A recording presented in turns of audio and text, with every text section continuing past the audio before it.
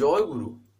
আজকের আমরা এই ভিডিওতে যে টপিকটার উপর আলোচনা করতে চলেছি সেটি হচ্ছিল এমনই একটা বিষয় যেখানে আজকে আমরা শুনবো তার দয়া বা তিনি মানুষকে যা দিয়ে থাকেন তা যখন আমরা অবহেলা করি তখন কি পরিণতি হয় বা অবহেলা করাটা কি ব্যাপার। এমনকি তার যে দেওয়া বা তারই যে দয়ায় যে আমি যা পেয়েছি আদৌ আমি সেই জিনিসটা বুঝতে পেরেছি তো। এটাই হচ্ছিল তাই প্রথম কথা, যেটা আমাদের প্রত্যেকেরই কিন্তু জানা উচিত এই বিষয় সম্বন্ধে, যে এটা কি আর কেনই বা এত গুরুত্বপূর্ণ। আর তার সাথে আমরা এই আলোচনার মাধ্যমেই এমনই একটা জায়গায় যাব যেখানে আপনারা শুনতে পাবেন যে এই যে মৃত্যু নিয়ে যে আমরা বিভিন্ন রকম কথা বলে থাকি, তো এই মৃত্যুর মাধ্যমে বা এই মৃত্যুতে কি যে বাস্তবে ঘটে আজকে আমরা তাও জানার চেষ্টা করব, যা পূজ্যপাদ অবিন্দা নিজে বলেছিলেন। তো যাই হোক, আজকের এই আলোচনাটি এবার আমি শুরু করব। শুরু করার আগে আপনাদের কাছে শুধু একটি কথাই অনুরোধ করছি, ভিডিওটিতে আপনারা সম্পূর্ণভাবে যুক্ত থাকার চেষ্টা করবেন। আশা করি দিলে আজকের এই যেই টপিকটি আপনারা দিলে নিঃসন্দেহেই বুঝতে পারবেন। আমরা এই যে তার দয়া নিয়ে যে কথা বলি বা তিনি আমায় দয়া করে এটা দিয়েছেন, তিনি আমায় দয়া করে ওইটা দিয়েছেন, এই যে বিভিন্ন কথা বলে থাকি, এটা খুবই ভালো। এমনকি এই বোধটা থাকা তো আরো ভালো। বোধটা আছে বলেই তো মুখটা বলতে পারেন সেই রকম ভাবে আমরা ইয়ে করে থাকি, সেরকম ভাবে আমরা মুখে বলে থাকি, যেহেতু বোধে আছে। এবারে যেটা কথা তা হলো, আদৌ কি আমি জানি তার দয়ায় যে বাস্তবে আমি কি পেয়েছি কি না পেয়েছি? এইটা হচ্ছিল জানার বিষয়। সাধারণত মানুষ দয়া বলতে কি বুঝে থাকে বা আদৌ যে দয়া সে পেয়েছে কিনা তা বোঝা যায় কিভাবে বা বলে কি? ধরেন জীবনে এমনই একটা বিপদে হয়তো আছে বা বিপদে হয়তো পড়েছে, সেখান থেকে যখনই উদ্ধার হয় বা সেই অবস্থাটা যখনই কেটে যায় তখনই শুধু বলে থাকে যে যাই হোক, ভগবানের দয়ায় বেঁচে গেলাম, ঠাকুরের দয়ায় বেঁচে গেলাম। এই যে কথাগুলো বলে, কথাগুলো কিন্তু বানিয়ে তো বলেই না, স্বতঃস্ফূর্ত ভাবেই তো কথাটা মুখ থেকে বেরোয় সেই মুহূর্তে। তার কারণ একটা ভাব থাকে বলে। এবার সেই যে ভাবটা যে আছে, কি হয় না, ভাবটা বিপদের সময় বা দুঃখের সময় একটু বেশি করে প্রকাশ পায়। এটা একটা স্বাভাবিক ব্যাপার। দেখবেন মানুষ জীবনে ভগবানকে কিন্তু বেশি সেই সময় ডাকে যখন সে দুঃখে থাকে বা কষ্টে থাকে, তখনই ভগবানের কথা তার স্মরণে তার মনে থাকে। সব ক্ষেত্রে না, কিন্তু সাধারণত যেটা দেখা যায়, সবার ক্ষেত্রে যদি হতো তাহলে পরমপিতার মানুষকে আর সেরকম ভাবে হওয়া যেত? কোথাও না কোথাও তো একটা কিছু আছেই, যার ফলে আমরা কত মানুষকেই দেখছি যে ঠাকুরকে ধরে কিভাবে যে এগিয়ে যেতে হয় তার লক্ষণ তো দেখছি, তাই না? তো যাই হোক, এই যে দয়া, বাস্তবে এই দয়াটা যে তারা বলে থাকে, বাস্তবে কি এটা কি তাহলে পরমপিতার দয়া মোটেই না? নাকি আদৌ এটা পরমপিতা দয়া করেন না সেই বিপদে বা সেই দুঃখের পরিস্থিতি থেকেও উদ্ধার করার জন্য? অতি অবশ্যই। না হলে হয়তো দেখা যাবে টিকতেই পারতাম না, এমনই অবস্থাও হয়ে যেতে পারতো, তাই না?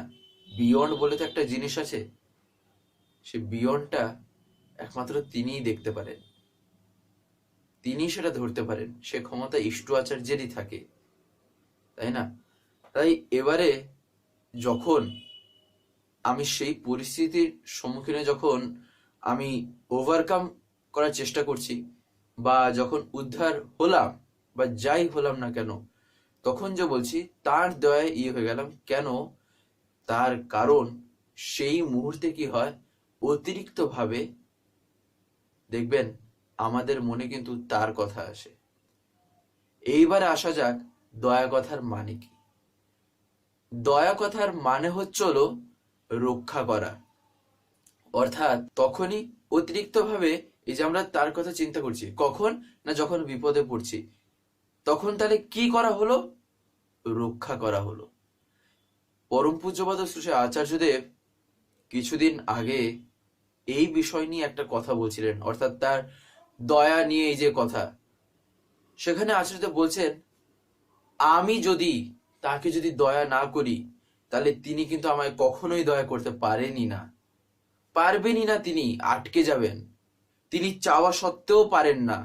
তার কারণ কি? তার কারণ এই দয়া কথার মানেই হচ্ছিল রক্ষা করা।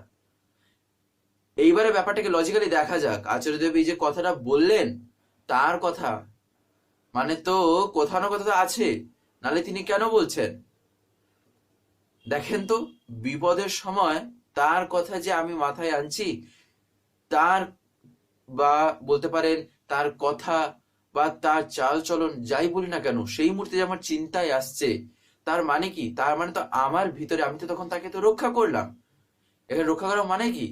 তাকে আমার মধ্যে রাখা, বা তার যে অস্তিত্ব বা তার কথাকে তো আমার মধ্যে জাগ্রত করে রাখাই তো তাকে আমার সাথে রাখা, বা বলতে পারেন সেই যে দয়া কথা ভিতরে আছে যে রক্ষা করা, তার মিনিংটা তো এটাই, যে আমি যদি আমার জীবনে তার কথাকে, তাকে যদি রক্ষা না করে যদি চলি, সেক্ষেত্রেই আচার্য বলছেন তাহলে তিনি আমায় দয়া কিভাবে করবেন, তিনি আমায় তাহলে রক্ষা কিভাবে করবেন। এই কারণে মানুষ বিপদের সময় এইরকমই হয়ে থাকে।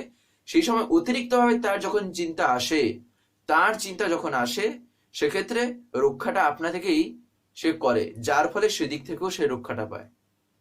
এই কারণেই ঠাকুর একটা কথা প্রায়ই বলতেন। আমরা কি ভাবি?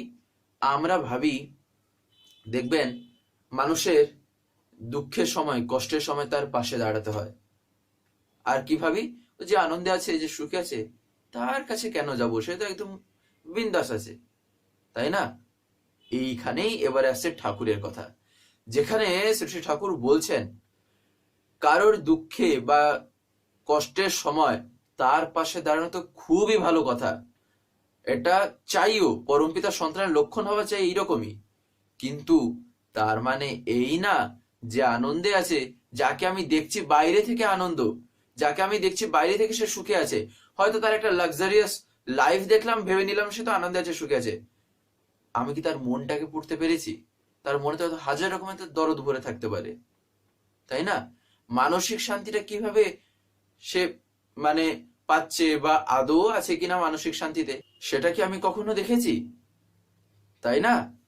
এই কারণেই কি হয় না, আমরা দেখবেন এই যেভাবে তাকে নিয়ে চলছি, এই চলায় যে জিনিসটা আমরা শিখতে পারছি তা কি, যে প্রত্যেকের কিন্তু পাশে দাঁড়ানো উচিত, প্রত্যেকের পাশেই, ইন্ডিভিজুয়ালি, যে আমি ওখানেই থাকবো, আমি আরেকজনকে কিছু কোনো মতে আমি করব না, সেটা কিন্তু কখনো তার সন্তানের লক্ষণ না।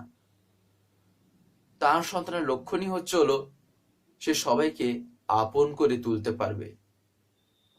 এবারে সেটা তখনই সম্ভব যখন সে তাকে, অর্থাৎ স্বয়ং পরম পিতাকে যতটা ভালোবাসতে পেরেছে, আর সেই ভালোবাসার মাধ্যমে যতটা সে তার সবচাইতে আপন বলে যদি কেউ থাকে, যতটা সে তাকে করে তুলতে পেরেছে, ততটাই তার এদিকটাও রাস্তা কিন্তু ক্লিয়ারই থাকে।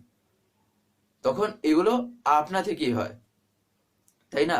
তাই এই যে ঠাকুর যে কথাটা বললেন তা কি, যে আমরা ভাবছি মানুষের দুঃখে বা কষ্টে তার পাশে দাঁড়ানো উচিত, এই কথা কিন্তু অতি অবশ্যই ঠিক, কিন্তু তার সাথে যারা আনন্দে আছে, বাইরে থেকে আমি দেখছি, যারা সুখে আছে আমি বাইরে থেকে দেখছি, তাদের পাশেও থাকা উচিত। তার কারণ কি? তার কারণ হচ্ছিল এটাই, এই ধরেন যে একটা মানুষ যে বিপদে পড়লো, বিপদ কার জীবনে কখন কেমন ভাবে আসবে, কার জীবনে দুঃখ বা কষ্ট কেমন ভাবে আসবে, কেউ কিন্তু প্রেডিক্টও করতে পারবে না, কখন তার জীবনে কিরকম ভাবে কি হবে না হবে, তাই না? বিশেষ করে যদি ঠাকুরকে ধরে চলাটা একটু যদি সিনসিয়ারলি হয়ে থাকে, ভাগ্যে হয়তো এমনই এমনই যা জিনিস সব লেখা ছিল যা আমার জীবনকে হয়তো একদম বিধ্বস্ত করে তুলে দিত, তার কি হবে কোনো লক্ষণও হয়তো দেখা যাবে না। এরকম বহু কথা আছে, বহু ঘটনা আছে। তার কারণ তিনি হচ্ছেন সে সব কিছুর ঊর্ধ্বে। এই যে ভাগ্য, ভাগ্য হয় কিভাবে, ভাগ্য তৈরি হয় কিভাবে? আমরা যে বলি না আমার ভাগ্যে ছিল বা আমার ভাগ্যে আছে তাই হয়েছে, ভাগ্যটা হয় কিভাবে? ভাগ্যটা হয় কর্মের মাধ্যমে। অর্থাৎ আমার আগের জন্মে যে করা, বা আমি এই জন্মেও আমি যা করছি, আমি আজকের দিনে আজকে আমি যা যা করলাম এর কিছু না কিছু আমি ফল কিন্তু আমি ইন ফিউচারে আমি পাবোই পাবো। এটাই তো ভাগ্য। তাহলে ভাগ্যটাকে শুধুমাত্র একটা অদৃষ্টতার মতন, বা আমি দেখতে পাচ্ছি না, যেটাকে ঠাকুর বলছেন অদৃষ্ট, বা ভাগ্য একটা মানে আকাশের ইতে ছেড়ে দিয়ে আমি কেন চুপচাপ বসে থাকবো? তাই ভাগ্য কিভাবে হবে না হবে তা আমার হাতের মুঠোই আছে, যে কথা ঠাকুর বলেন। তাই ভাগ্যকে পরিবর্তন করে দেওয়া যায় যদি তার কথা যদি একটু আমি যদি পালন করে চলি, সিনসিয়ারলি এই জন্যই করা চাই। তো যাই হোক, এই যে দুঃখ কষ্ট নিয়ে যে ঠাকুর বলছেন, এই দুঃখ কষ্টের সময় কি হয়, এই যে মানুষ তার কথা যে স্মরণে বা তার মনে যে আনে, যার ফলে কি যে উদ্ধার যে হয়ে যায় সেই পরিস্থিতি থেকে, যদি একটা মিরাকেল বা ম্যাজিক মতন হয় না কিছু, তার পিছনে একটা লজিক আছে। ঠিক একই রকম ভাবে এইবারে কথাকে একটু ডেপথে ভাবা যাক।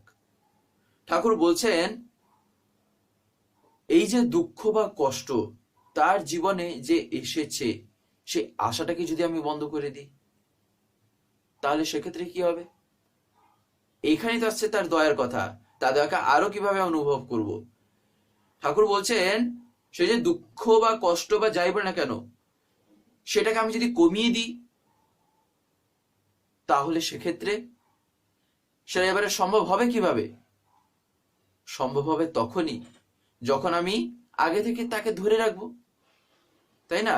যখন আমি আগে থেকে আমার স্মরণে মনে তাকে যখন আনবো, যখন আমি আগে থেকে আমার জীবনে তাকে রক্ষা করে চলবো, তখনই তো এটা সম্ভব যে এই যে দুঃখ কষ্ট বা বিপদ যাই বলছি না কেন হয়তো জীবনে আসতেই পারে, কিন্তু যে পরিমাণে আসতো, কর্মফল তো একটা তো ব্যাপার আছে, সেই ফলটা প্রচুর পরিমাণে কমে যায়, প্রচুর পরিমাণে।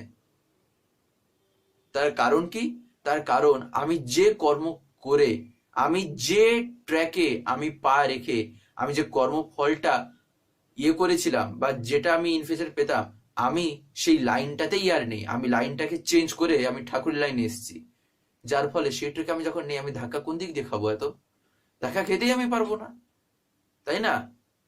এমনই কি ঠাকুর বলছেন যে যে জীবনে তাকে ধরে চলছে, হয়তো নৌকাটা একটু এদিক ওদিক হতে পারে, কিন্তু যদি সে গাছের ডালের সাথে বাঁধা থাকে, তাহলে তাকে ভাসিয়ে নিয়ে যেতে কিন্তু পারবে না, তার কারণ একটা দড়ির দ্বারা বাঁধা আছে। তাই নদীর যে জল, ওটা যখন বয়ে চলছে, তার মানে এই না নৌকাটাকে একেবারে বই নিয়ে চলে যাবে, এদিক ওদিক হয়তো একটু টলবে। আমাদের জীবনও তাই। আমার এই জীবনের এই যে নৌকা, আমার জীবন রূপী যে নৌকা, যদি তার সাথে যদি সেরকম ভাবে বাঁধা থাকে, সেরকম যদি সেই বন্ধনে যদি আমি থাকি, সেটা কি? সেটাই হচ্ছিল দীক্ষা। তখনই কি হবে? সেখান থেকেই আসবে হচ্ছিল বাস্তবে সেই এনার্জি, সেখান থেকে আসবে হচ্ছিল সেরকম চিন্তা ভাবনার পরিবর্তন, আর সেখান থেকে আসবে কি আমার চলনারও পরিবর্তন, বিবর্তন হতে পারে, তাই না? তাই এই যে দুঃখ কষ্ট বা তার এই যে দয়া কখন কিভাবে যে পাওয়া যেতে পারে, এইটা হচ্ছিল তার দুটো পথ। যে মানুষ কিভাবে যে আগে থেকে তার সুখে বা শান্তিতে বা আনন্দে থাকাকালীনও যদি সে ঠাকুরকে যদি ধরে চলে, পরম পিতাকে যদি মাথায় নিয়ে চলে, তাহলে সেক্ষেত্রে সে দুঃখ কষ্টকে অনেকটা এড়িয়ে যায়, অনেকটা পরিমাণে সে এড়িয়ে যেতে পারে, তাই না? আর এরই মাধ্যমে কি হয়, তার দয়াটা আরো পরিমাণে আরো তর আমি অনুভব করতে পারি। তাই এটাও কিন্তু তারই দয়া, তাই না? শুধু বিপদেই যখন পড়লাম, সেই মুহূর্তে যে আমি উদ্ধার যখন হয়ে গেলাম, তখনই বলছি যাই হোক তার দয়া উদ্ধার হয়ে গেলাম, তার মানে এই না যে আমার বাকি জীবনে তার কোনো দয়া নেই। তিনি সারা জীবন দয়া করে রেখেছেন বলেই আমি টিকে আছি, তাই না? এই যে আমার যে বৈশিষ্ট্য বা আমার দ্বারা যে কি হবে না হবে, বা আমার যে ইনস্টিংক্ট, তা আমি অনুভব করব কিভাবে, আমি বুঝবো কিভাবে যে হ্যাঁ এটা আমার দ্বারা হবে না হবে? ধরেন বুঝলাম, এমন সময় গিয়ে এত পরে লেটে বুঝলাম যে তখন হয়তো আর করার মতন কিছু থাকবে না, তাহলে সেক্ষেত্রে কি হবে? সেক্ষেত্রে তাহলে তখন জীবনটাকে ধরে রাখবে কে, তাই না? তাই সময় থাকতে যদি আমি করে নি, তাও তিনি সেরকম অবস্থাতে কিন্তু মানুষকে ধরে রাখেন, মানুষকে ধরে রাখেন বলেই কিন্তু সে টিকতে পারে সেই অবস্থাতেও। সে এবারে যেভাবে যতই হয়ে যাক না কেন, সে যদি পরম পিতার কাছে যদি নিজেকে কমপ্লিট যদি সারেন্ডার করে থাকে, তাহলে সেখানে কিন্তু আলাদা রকমেরই ব্যাপার দেখা যায়। সেখানে কেউ কল্পনাও করতে পারবে না যে কি ঘটবে কি না ঘটবে, এইরকম জিনিস তখন হয়, তাই না? তাই এই যে তার দয়া, আমার জীবনই হচ্ছিল সম্পূর্ণ তার দয়ায়, তাই না? তাই এই যে এবারে তার দয়া, তার দয়া কিভাবে কি হয় না হয়, এই যে আমি কথা বলছি, এটাও কিন্তু তার দয়া। আমার জীবনে যা যতটুকু আছে সেটাও কিন্তু তারই দয়া। নাহলে দেখবেন তো কত লোকের জীবনে কত রকম কষ্ট আছে। এরকম অনেক কিছু কিছু মানুষ আছেন, দেখবেন তো তারা কি কথা বলতে পারেন? পারেন না। কেন?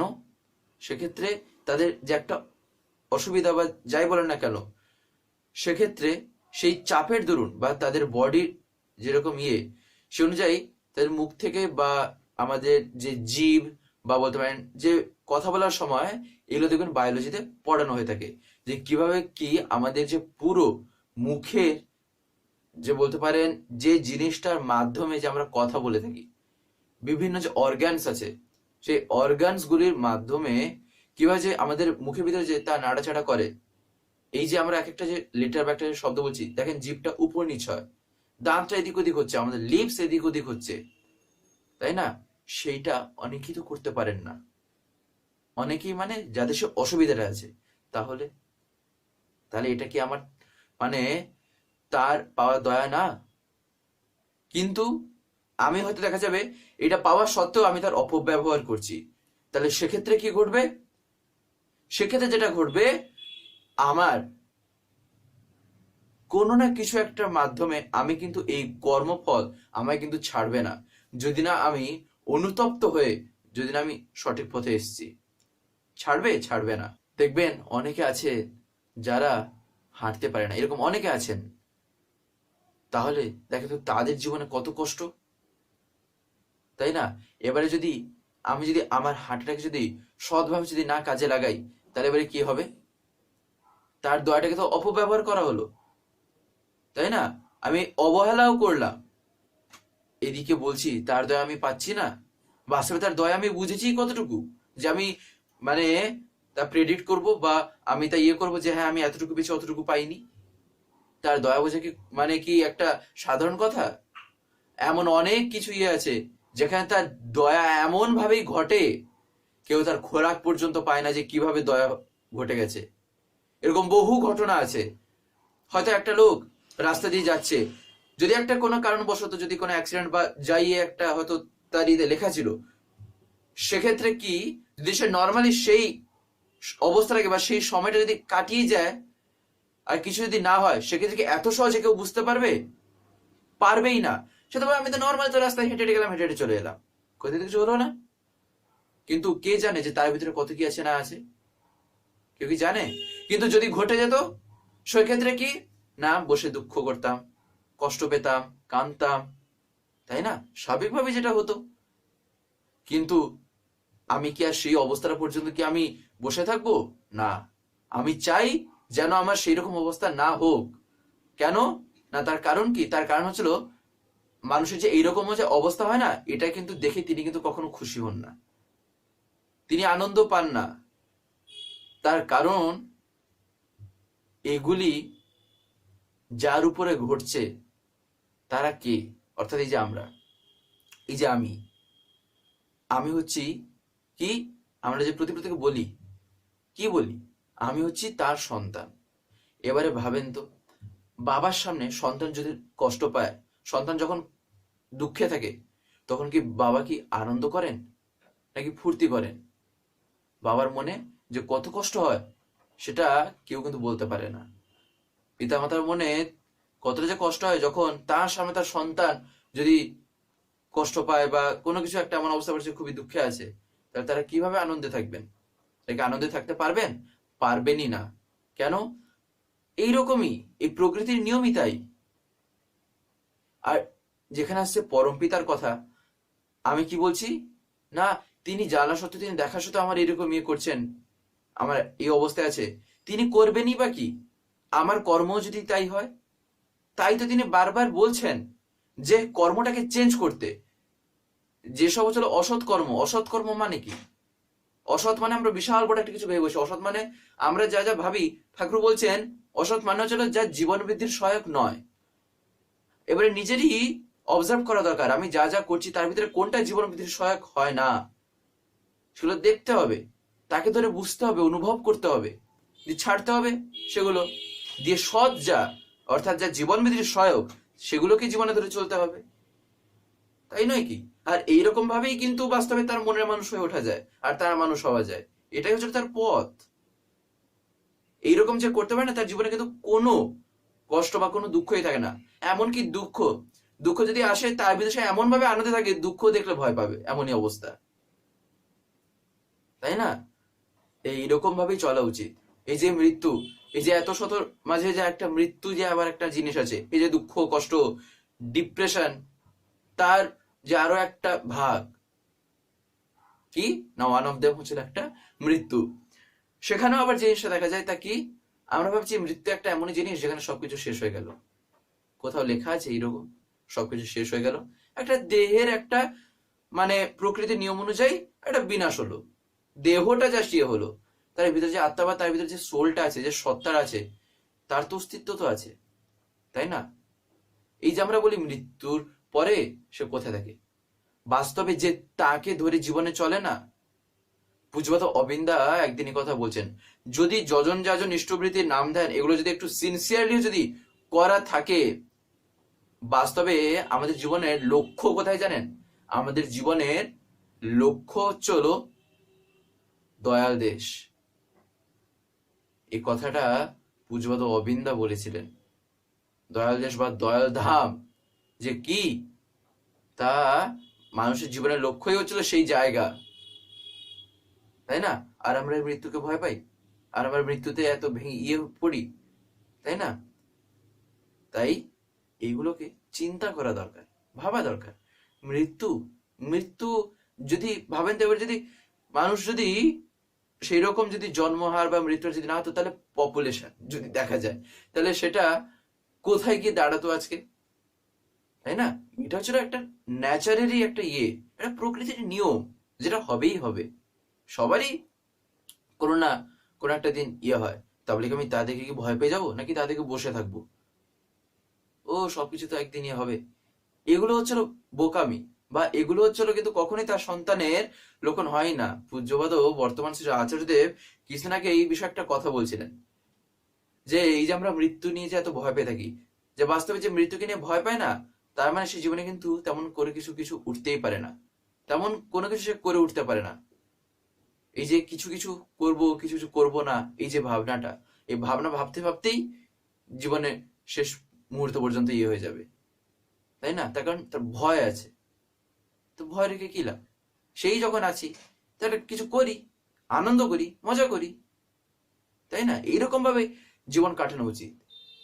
এগুলি মাথায় রাখা দরকার, আর তাকে মাথায় নিয়ে চলা দরকার। যখন আমি ইষ্ট আচার্যকে মাথায় নিয়ে চলবো, তখন সব কিছু কিন্তু সম্ভব হয়ে ওঠে।